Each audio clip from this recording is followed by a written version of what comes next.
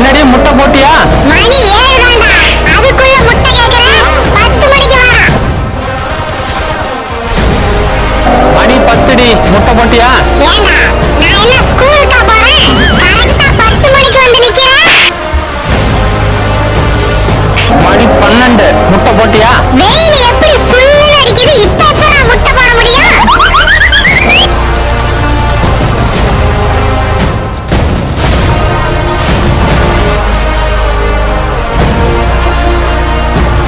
மணி 3 ஆச்சுடி. 3 மணி தானே ஆச்சு. 6 மணிக்கு வாடா.